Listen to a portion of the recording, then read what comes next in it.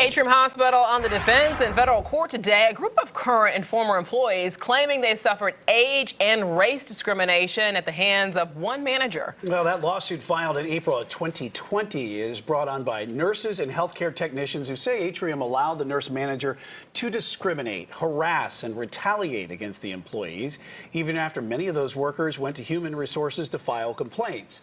The plaintiff's allegations date back to 2017 when the nurse manager first arrived on the children's cancer unit.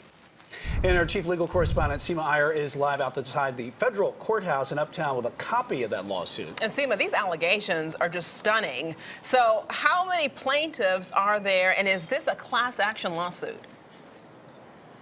Well, that's why we were in court today, to find out, and that's basically what the lawyers were arguing about.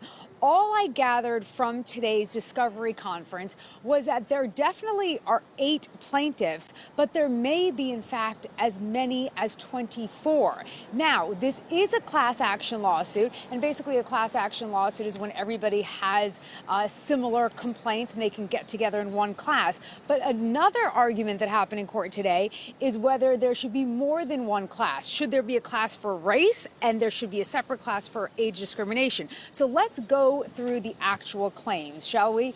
To begin with, this is a civil rights action under the Civil Rights Act of 1964.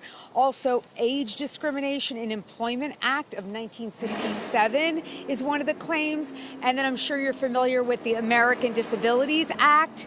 And then finally, FMLA, Family Medical Leave Act. So those are the crux of the complaints filed in this lawsuit. Now, when we talk about the plaintiffs, now when I've seen age discrimination, I'm thinking 60s, 70s. Well, here's another shocker, guys. Some of these plaintiffs are in their 40s, and they are claiming that they were discriminated for being just over 40 years old. Some of the plaintiffs are black, not all of them, and that's where there's this differentiation in classes. And it sounds like most of them are female, but I can't exactly be sure, guys. Well, Seema, can you give some examples of the nurse manager's alleged wrongful conduct there? And is she still even working at Atrium? Okay, so I did send an email out to the plaintiff's lawyer. I haven't heard back of whether she is still working there, but it sounds like at the when the lawsuit was filed in April 2020, she was. Okay, so let's talk about some of these examples. Number one, they're claiming that this nurse unit manager said that she wanted to get rid of all the older and African-American employees, that she used profanity, that during a meeting once, she broke a pen and she almost hit someone in their eye. They are claiming that she fabricated offenses and then wrote up incidents against some of these employees. They're also claiming that one person was forced to step down, and then in that person's place, a younger person was hired. There's also the claim that this manager said, quote, she was, or the quote is, changing the face. She was trying to change the face of the unit.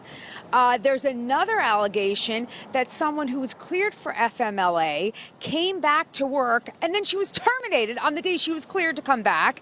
And then finally, that Human Resources, HR, told one of the plaintiffs that this manager was, quote, untouchable. She wasn't going anywhere, and essentially deal with it. So, and this is just the tip of the iceberg, guys, because this is a 30-page lawsuit, and I'm just giving you just a little bit of it. And the allegations, just disturbing and alarming, as we said, but the plaintiffs say that Human Resources didn't address their complaints. So just to give this some context, did they then file another type of complaint before taking this legal action, maybe even going above HR to another Atrium department? Okay, so I think this is really important. So to answer your question, I don't know from the lawsuit if they went, because Atrium's huge, right? So within Levine, they could have gone to their HR, but then sought a higher HR or a higher corporate entity? I don't know the answer to that. But what the important part of this is that under the EEOC, and that's the Equal Employment Opportunity Commission, they have certain rules when you file these lawsuits. So before you can file a lawsuit, you have to file what's called a notice of right to sue. And from this lawsuit, it says that all the plaintiffs have filed that notice of right to sue, and then basically you have to file the lawsuit within 90 days. And according to this, they all filed the appropriate paperwork with the EEOC, and now they're going forward to this phase. So right now, today, basically the judge is saying this case is 2 years old. It's been dormant for too long. We need to move this along. But what is on the table now is we have to find out, is this one class action or is it two?